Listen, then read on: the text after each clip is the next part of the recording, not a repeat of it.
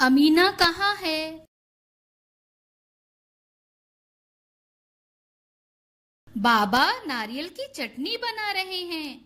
अरे, कहाँ गए नारियल के खौल? आपा आसमान की तस्वीर में रंग भरना चाहती हैं। अरे, नीला रंग कहाँ गया? अम्मी इस पहेली का हल ढूंढने जा रही हैं। अरे, अखबार कहाँ गया? दादी की सुई कपड़ों पर जादू की तरह हरकत करती है, लेकिन बटन कहाँ गए?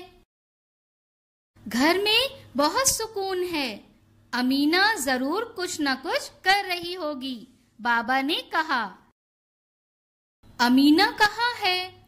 आपने अमीना को देखा है? अम्मी ने दादी से पूछा। अमीना जरूर कुछ न कुछ कर रही होगी, दादी ने कहा।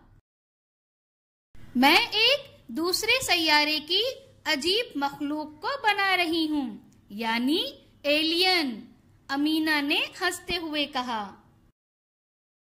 अरे, तो अमीना ये काम कर रही थी? आपा ने मुस्कुराते हुए कहा।